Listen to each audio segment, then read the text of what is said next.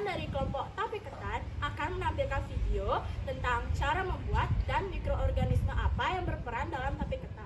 Tapi sebelum itu, izinkan kami memperkenalkan diri masing-masing terlebih dahulu. Hai, nama saya Hebrenta Heman Mikol Mikamela, nomor absen saya nomor absen 9. Hai, nama aku Yema Novianti, absen 38. Hai, nama aku Putri Devianti dari nomor absen 19. Hai, nama aku Idewa Dewi, nomor absen 10. Hai, nama aku Nikomania Pratiwi, nomor absen 29. Hai, nama aku Dika Mawiana Sari, absen 31. Hai, nama aku Fitri Rahayu, absen 8. Hai, nama saya Marika Salazardi, absen 16. Nah, dalam pembuatan tape ini juga memerlukan bahan yang sangat mudah kita dapatkan di pasar. Yang pertama itu ada 1 kg beras ketan, yang kedua itu ada setengah butir ragi tape, terus yang ketiga itu ada 3 sendok makan gula pasir, yang keempat itu ada secukupnya pasta pandan atau pewarna makanan, dan yang terakhir itu ada daun pisang. Daun pisang itu bisa diperlukan, bisa tidak. Jadi di sini saya akan menjelaskan alat-alat yang digunakan saat membuat tape. Yang pertama ada panci kukus, yang kedua ada wadah untuk pengemasan tape, bisa cup kecil atau cup besar. Yang ketiga ada saringan, yang keempat ada wadah atau nampan yang lebar. Yang kelima ada panci atau wadah yang rapat untuk menyimpan tape ketan sampai 3-2 hari. Yang keenam ada 1 buah plastik kiloan. Yang ketujuh ada batu ulek.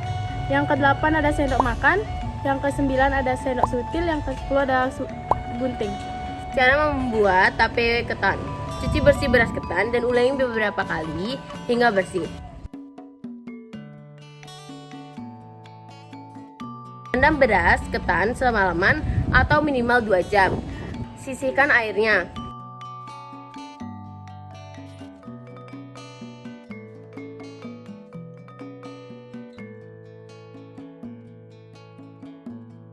Kukus di kukusan yang sudah panas, kukus setengah hingga setengah matang, kira-kira 15 menit dengan api sedang.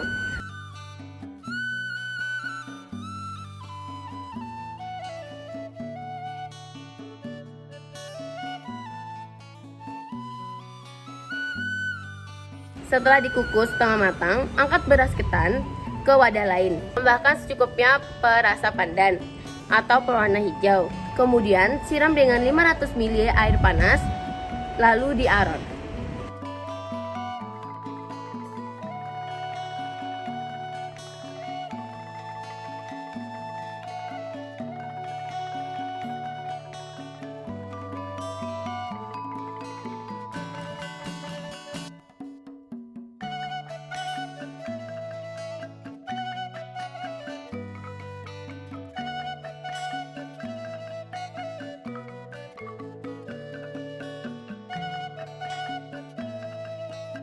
Setelah diaron, pindahkan ketan ke dalam panci kukus yang sudah mendidih dan kukus sampai matang kira-kira 15-20 menit.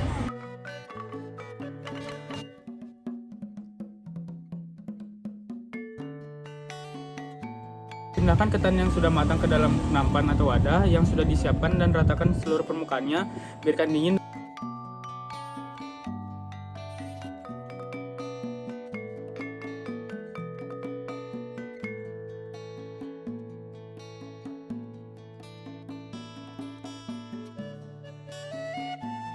Sambil menunggu ketan dingin, siapkan 3 butir ragi tapai dan haluskan lalu sisihkan.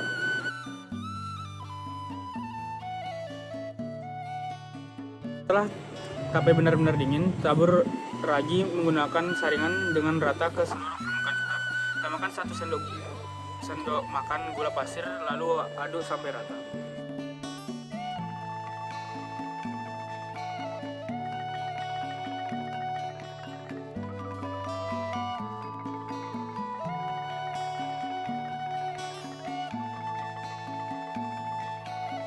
Setelah adonan rata, ambil wadah untuk mengemas tapai. Ambil tapai lalu tutup dengan rapat.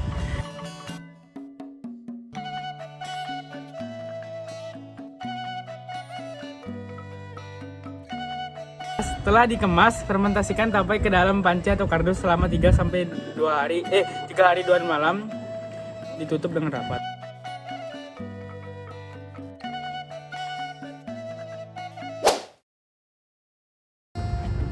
organisme yang berperan dalam pembuatan tape yaitu jenis kaniat. Tujuan dilakukannya praktikum ini yaitu untuk mengetahui cara pembuatan tape ketan, untuk mengetahui pengaruh konsentrasi ragi terhadap tingkat kemasan tape ketan yang dihasilkan, dan untuk mengetahui kondisi pemeranan pembuatan tape. Metode pengolahan digunakan untuk membuat produk makanan fermentasi atau tape, yaitu dengan fermentasi dengan perlakuan yang berbeda-beda. Nah, pada proses pembuatan tape memanfaatkan 3 mikroorganisme yang ada pada ragi. Mikroorganisme yang berperan dalam pembuatan tape adalah jamur yaitu Aspergillus sp, kamir yaitu Saccharomyces cerevisiae, dan bakteri yaitu Acetobacter aceti.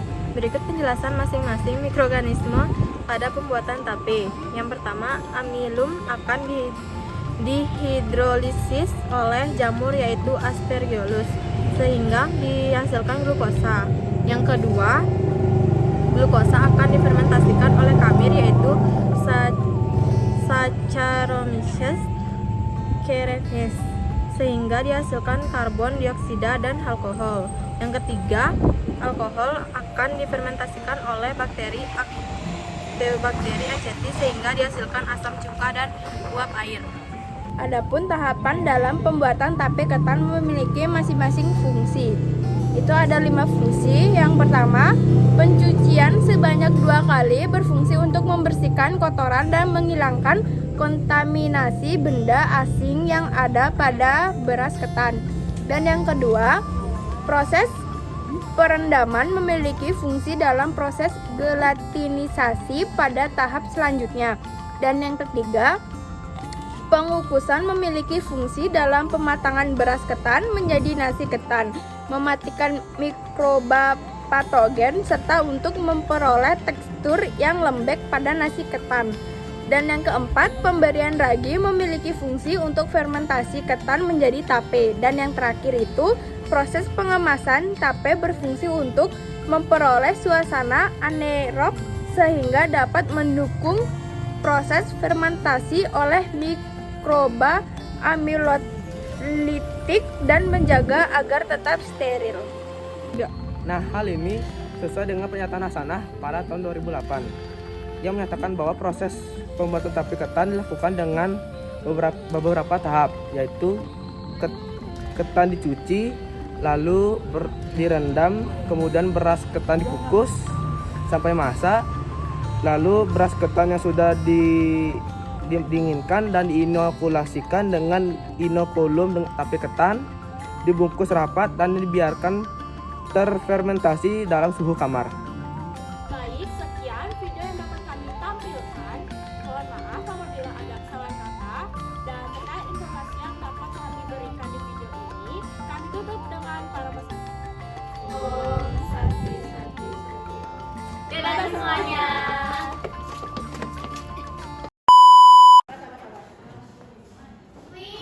Rasanya enak, ratingnya 10.